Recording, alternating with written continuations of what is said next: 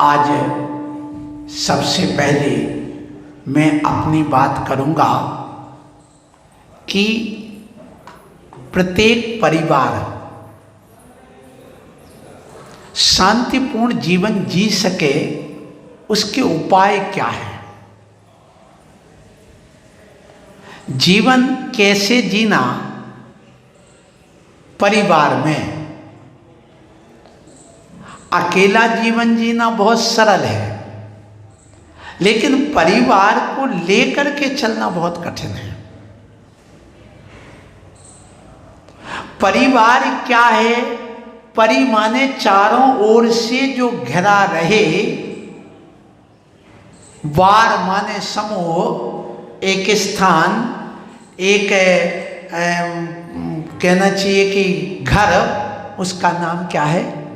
परिवार। परिवार के 8 अंग हुआ करते हैं। माता पिता पहला अंग,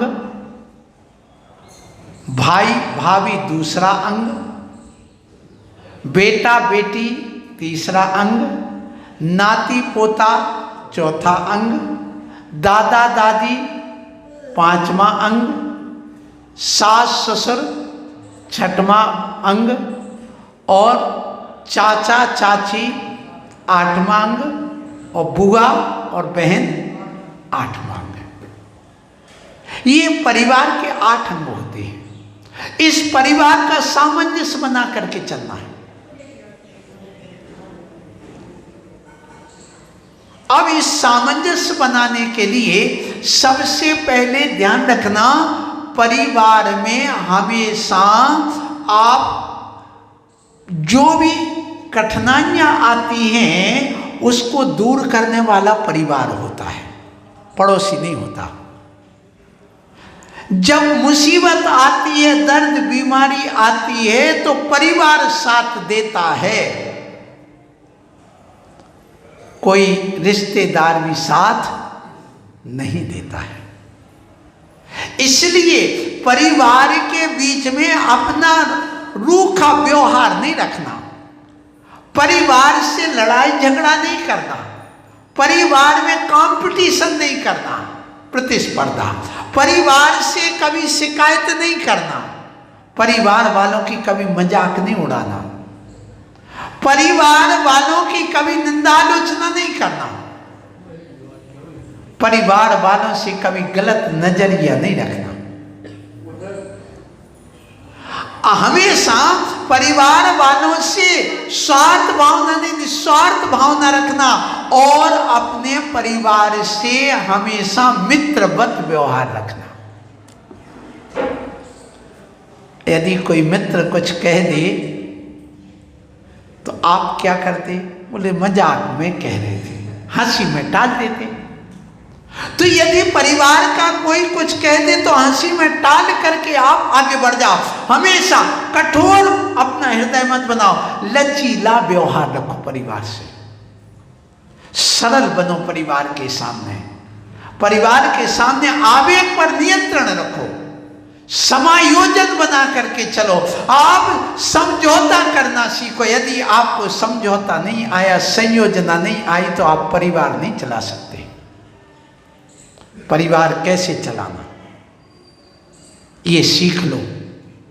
शादी करना बहुत सरल है, पर परिवार चलाना एक तपस्या है। दीक्षा लेना कठिन है, लेकिन दीक्षा के व्रतों का निर्वाह करना ये तपस्या बहुत कठिन है। शादी करके परिवार चलाना, जो नारी चला ले वो त्याग की मूर्ति है, वो बड़ी तपस्विनी है जो परिवार का निर्वाह कर ले और कभी खटपट ना हो। इसलिए ध्यान रखो, समझौता।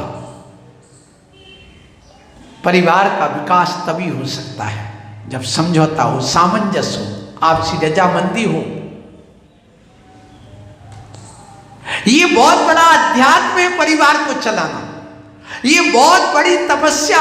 और समाज का विकास, परिवार का विकास, देश का विकास, समाज का विकास और अपना स्वयं के जीवन का विकास तभी हो सकता है जब तुम परिवार में रह करके अच्छा अपना भोजन बना करके प्रसन्न करो, उनको अच्छी मीठी बातें सुना करके प्रसन्न करो।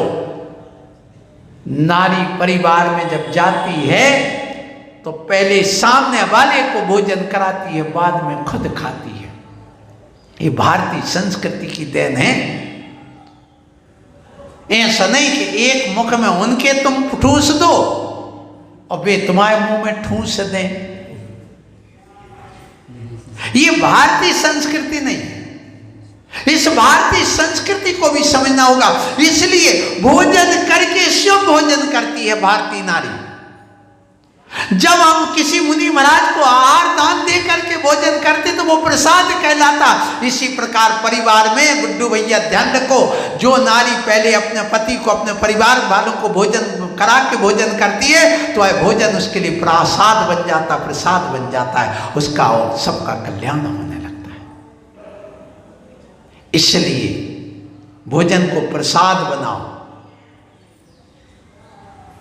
भोजन के लिए आप पूछ करके सामने वाले से फिर भोजन करो। यदि भोजन की नहीं पूछ सकते तो चाय नाश्ता की पूछो, दूध पानी की पूछो, और वो नहीं पूछ सकते तो कम से कम पानी की पूछो। वो भी नहीं पूछ सकते तो उनके खुशखबरी का हाल चाल पूछो, तब तुम्हारा परिवार चलेगा। आपको मालूम है, एक कौवा आया तुम्हारे घर में और वहां पर 2-3 रोटी के टुकड़े डले थे, तो कौवा क्या करता है? काव काव काव करके सब कौओं को बुलाता है। जब श्राद्ध का महीना भी हुआ, कौओं को दूध भात खिलाया जाता है, इसलिए कि वे इसलिए खिलाते हैं कि वो कौवा एक आएगा तो सबको बुलाता। ऐसे ही अब वो दादा तो चले गए हैं, अब तुम जैसे कौवे को तुम दूध मलाई रबड़ी कुछ भी डालो, रोटी का टुकड़ा भी डालो, एक मान लो कोई भी गंदगी भी चीज होगी तो सबको बुलाता है। ऐसे हे परिवार वालों, हे बेटा, मैं तो चला गया, तुम श्राद्ध कर रहे हो, जब भोजन करने बैठो तो जैसे कौवा सबको बुलाता है वैसे तुम पूरे परिवार को बुला करके भोजन कराना। अकेले खा करके अपने डकार करके मुंह पूछ के बाहर मत आ जाना। एक चिड़िया भी है, एक एक दाना लाती है और ला करके चुप करके देती है। किसको? अपने बेटे को, अपने उसको। तो तुम उस चिड़िया से भी गए बीते होंगे। अरे चिड़िया दाना खिलाती और तुम दाना देख करके अपने भाई से चिढ़ते हो। मत चिढ़ो, कम से कम चिड़िया बन जाओ तो अच्छे हो। चिढ़ने वालों से कौन अच्छी है? चिड़िया अच्छी है। भोजन स्वयं कर लेता है, अपने परिवार वालों को नहीं खिलाता है, उससे अच्छा वो कौवा है, कम से कम कांव कांव करके सबको बुला लेता है। इसलिए मैं आप लोगों से यही कहूंगा कि अपने परिवार को सच्चा मित्र बनाओ। माता पिता तुम्हारे मित्र हैं, पति तुम्हारा मित्र है, भाई तुम्हारा मित्र है, बहन तुम्हारी मित्र है, रिश्तेदार तुम्हारे मित्र हैं, प्रभु और गुरु भी आपके मित्र हैं। क्योंकि जो हमारे दुख दर्द में साथ दे वो कौन है? हमारा मित्र है। तो तुम्हारे प्रभु तुम्हारा साथ देते कि नहीं?